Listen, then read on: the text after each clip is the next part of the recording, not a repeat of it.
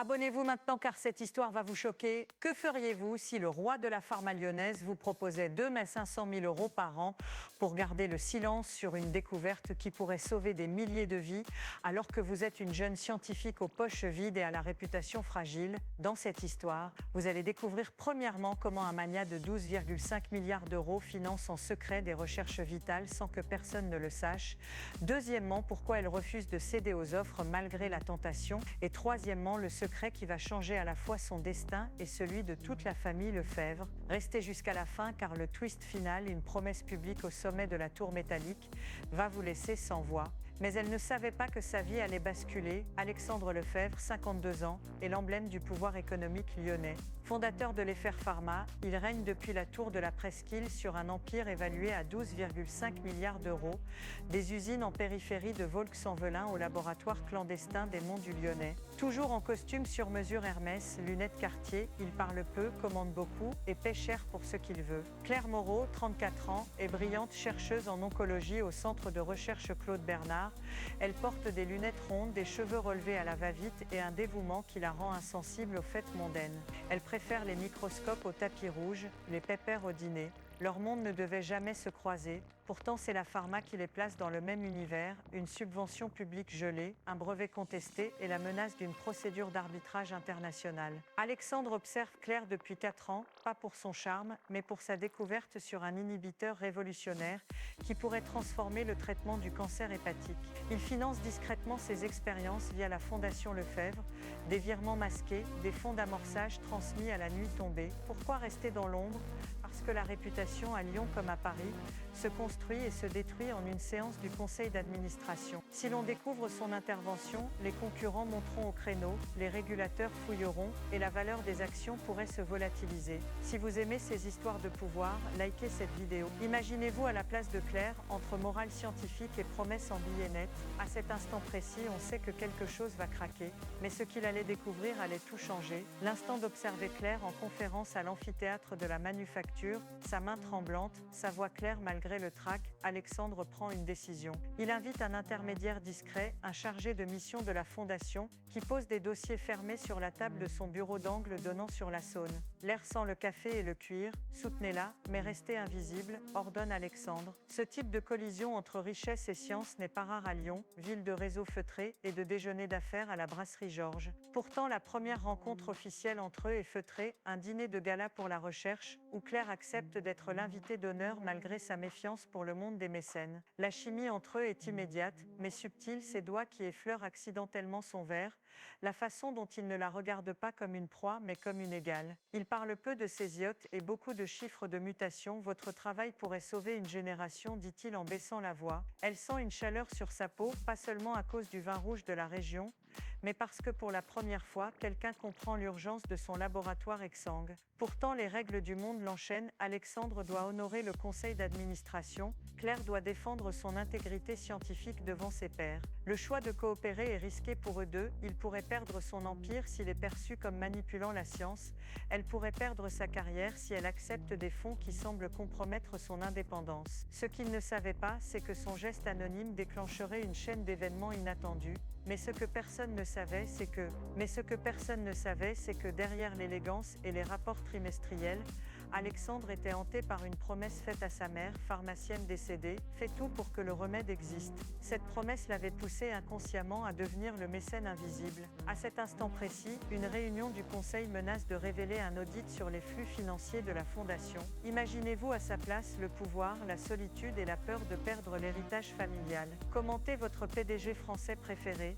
Qui vous fascine le plus, Kering, LVMH ou le discret roi de la pharma lyonnaise? L'instant d'après, tout a basculé quand un journal économique lyonnais publie un article insinuant une collusion entre l'Effer Pharma et l'équipe de Claire. Son laboratoire est placé sous enquête interne. Le cloisonnement des flux financiers vole en éclats. Claire découvre des virements anonymes et, blessée par la supposée manipulation, se sent trahie. Ce qu'elle va découvrir va changer sa vie. Une ancienne stagiaire lui révèle avoir vu des réunions nocturnes au château familial des Lefebvre, Des silhouettes et des protocoles top secrets, les rumeurs circulent et dans le monde feutré des fondateurs français, la réputation est un capital plus précieux que la trésorerie.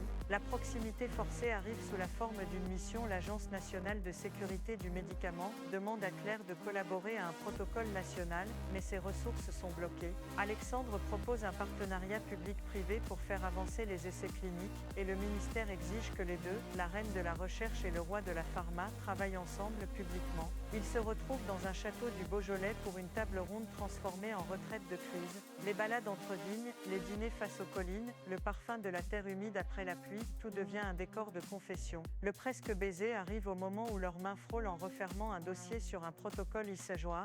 La lumière se reflète sur les verres, le silence pèse et l'odeur du bois brûlé de la cheminée les enveloppe. Elle se souvient d'un père perdu, il se souvient d'une mère qui l'a élevé dans la peur et la grandeur. La vulnérabilité s'installe, Claire avoue ses doutes, Alexandre raconte sans artifice pourquoi il a tout risqué. Dites-nous, croyez-vous aux secondes chances? Avez-vous vécu une situation similaire? Le public attend la suite et l'audience de ces histoires sait que l'amour naît souvent dans l'épreuve. Mais soudain un secret éclate qui met tout en péril. Un ancien associé d'Alexandre accuse les Fair Pharma de manipuler des essais pour booster la bourse. Les marchés vacillent, les administrateurs exigent une enquête immédiate. Claire, blessée par la vérité partielle, songe à dénoncer tout le système, même si cela signifie abandonner les essais qui pourraient sauver des vies. La tension monte, son éthique face au salut potentiel de milliers de patients. L'enjeu n'est plus affectif seulement, il est médical, moral et national. Imaginez-vous à sa place, sacrifier la carrière pour la vérité ou accepter un compromis sale pour le bien commun. Le choix qu'il va faire va vous surprendre car Alexandre décide de tout sacrifier publiquement. Lors d'une assemblée générale à la Bourse de Lyon, au cœur de la place des terreaux résonnants, il se lève et révèle sa responsabilité dans le financement des travaux de Claire. Sa voix tremble, mais pas pour ses comptes. Il avoue la promesse faite à sa mère, il expose les virements, il assume la transparence. La révélation provoque un tremblement, applaudissements feutrés, murmures et la stupéfaction du conseil. La famille Lefebvre, la direction, les avocats, tout le monde vacille. Claire, dans la salle, entend sa voix et voit les larmes sur son visage. La confrontation est électrique, elle lui reproche la manipulation, il lui répond qu'il n'a jamais voulu contrôler les résultats, seulement permettre leur existence. Les paroles sont comme des lames, mais aussi comme des bandages. L'unité d'âme se forme dans l'épreuve, l'amour jusque-là contenu dans des regards et des touches discrètes, explose dans une nuit de vérité sur la terrasse d'un hôtel particulier, goûtant le champagne, goûtant la peur et la délivrance. Leur étreinte est douce et décisive, une promesse de lutte commune, non de possession. Le choix d'Alexandre coûte cher, sa valeur en bourse chute, certains investisseurs claquent la porte, mais l'opinion publique, touchée par sa sincérité, commence à pencher. L'histoire devient un symbole, le milliardaire qui met ses millions au service de la science et la scientifique qui accepte l'amour sans vendre son âme. À cet instant précis, la France entière regarde Lyon, le statut menacé devient un pari sur l'amour et la vérité. Résolution et finale CTA, et maintenant la révélation finale, Alexandre transforme les Fair Pharma en un consortium transparent, ouvre les livres, engage un comité indépendant et propose que tous les patents liés aux découvertes de Claire soient gérés par une fondation publique-privée garantissant l'accès au traitement. Il démissionne de la présidence exécutive, accepte une présidence d'honneur et demande publiquement à Claire de diriger la nouvelle unité transnationale à Lyon. Sur la place Bellecour, sous les lumières de la ville qu'il a toujours aimée, il la prend par la main et lui offre un anneau simple, pas pour l'ostentation mais pour la promesse. Le geste, un baiser sous la canopée des platanes, se transforme en pacte social, l'amour véritable triomphe du pouvoir quand il sert le bien commun. La cérémonie au château de la Duchère, une alliance discrète, réunit chercheurs, patients et anciens adversaires. La culture française de l'excellence, de la bise mesurée au podium des congrès, est réconciliée avec la noblesse de défendre la vie.